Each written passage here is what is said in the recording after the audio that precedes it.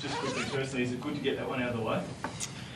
I wouldn't say get it out. I mean, I'd been excited about it for a while, just to get out there and have a crack against my ex-teammates. I thought the boys battled well in the first half, and we just lost our way a bit in the second half with our structures and just their bigger bodies. I think we just needed to crack in harder in the second half, and it was disappointing the way it panned out, but we'll learn from it and then move on. Was much verbal from your ex-teammates, Gary, at all? Was there any, did they have a go at you physically? Was there, were you surprised by the lack of, I suppose, the amount they attacked you, I suppose, more? No, they were pretty good. I think they went out to attack all their players. They wanted to win just like we did, and they were too good for us in the second half. As I said, we'll learn a lot from that, and we'll make sure we keep moving forward as a team. You didn't feel any undue attention from the extent? Not at all. No. Thought they hit the ball fairly, and as they have always, they're a pretty fair side. And Scarlo had a little love for you early on in the game, didn't he? There was a little something there, wasn't there? No. It was all good. He's a fair player. He hits the ball fairly, and he got me one contest before, and he just said, "How you feeling after that?" I think it was pretty good. He's pretty good, so.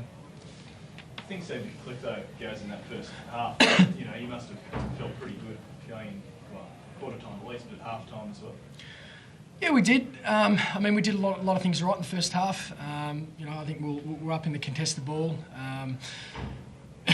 We were outnumbering at stoppages, which was important, but that all dropped off in the second half. And the thing with the Geelong is, they always play consistent footy for 4 quarters, and we knew they were going to keep coming, and we were pretty disappointing in the second half. But we'll learn from it, mate. We'll review the game early in the week, and then we'll move forward to West Coast.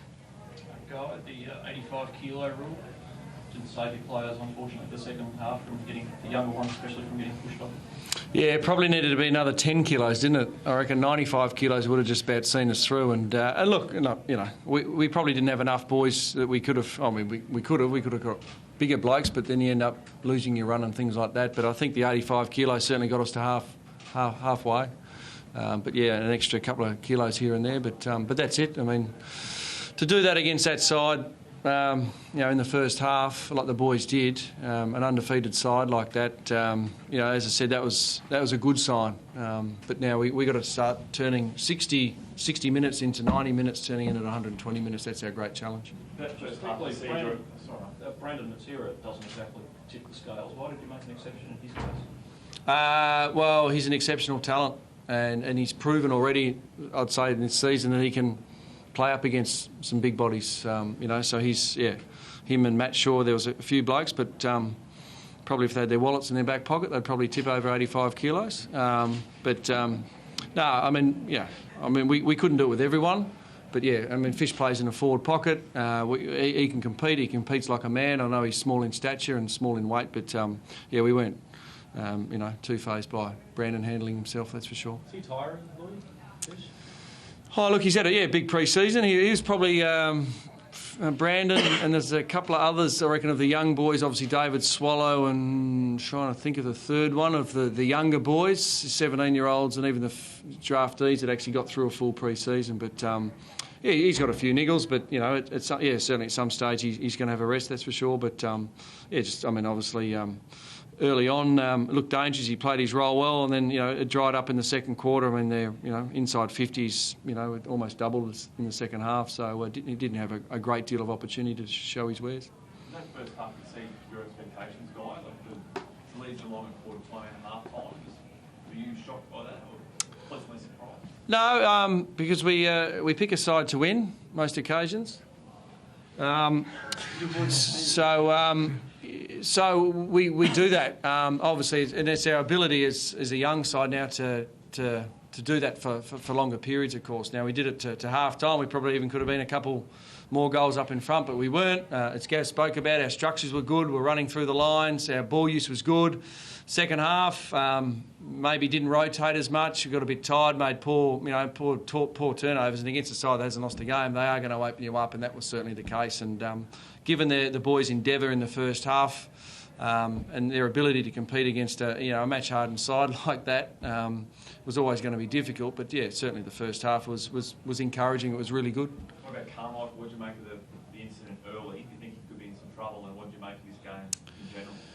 Yeah, we're going to have to get Caroline Wilson to write another story about him having a rest and stuff, because it was largely, we were thinking about giving him a rest for his offensive player. Now, I know he got caught holding the ball at one stage because he ran around about 30-odd metres, but his ability to engage in that offensive play was really encouraging. But it's still at some stage he's going to have a rest, and he did cramp up a bit tonight, so that could be next week. Big ground in Perth, all those sorts of things. So we'll just see how he pulls up. But he was certainly more active in our offensive movement, which was really good. I mean, he kicked the goal. So hopefully that keeps all the naysayers quiet.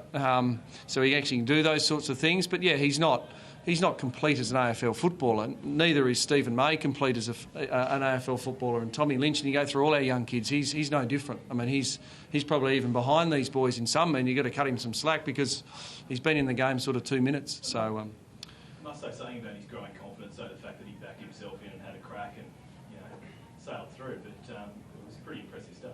Yeah, no, as I said, he was impressive. And can we get him better? From a development point of view, do we teach him more at the second level by dropping him back and doing that and playing him around where he's got an ability to find more of the footy? That's a decision that we have to sit down and make. But certainly on tonight's performance, it's going to be hard to leave him out, that's for sure. And as the boys got around him, obviously, he had a pretty big smile on his face as well. He liked kicking the goal, didn't he? Yeah, well, I think it was his first goal. I think anyone that kicks their first goal gets pretty excited. So, it was good for him. Was that perhaps that article a bit of a call to him? Like, he seemed to be minimising damage for the first, and tonight he was willing to. Yeah, well, you probably know him reasonably well too. I mean, that's what he's like. He reads it. Oh, I don't think he reads it, but someone would have told him about it. And that's what he's like. He's just a very driven individual. That's why, jokingly, I said, I'll get any of you boys to write another story about him because I'll crank him up. But yeah, that's the beast he is. He just wants to be a perfectionist, and we love him around. He's fantastic in the group. He's and again, everyone he's been vilified, but he's been bashed from pillar to post in the media. But it doesn't change his attitude about training and how he prepares himself. He's out there and he's out there to do his best. And it's at times it's going to look ugly. But tonight, I thought in some of the passages of play was, you look like you've been playing the game for 50 years just about. So he's moving forward. That's for sure.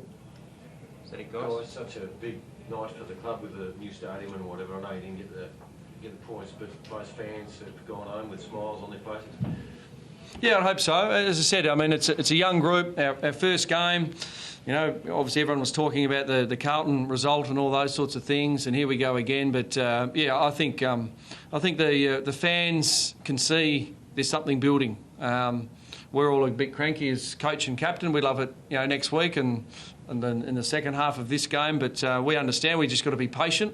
But certainly we can't accept the second half. The way we did fall away. So we need to work on that. And as I said, if the first half was good, we need to make the second half better. And as I said, that's physically we're not going to change the boys a great deal. I think we need to start talking about the mental side of our game and making sure that we continue to cross our T's and dot our I's.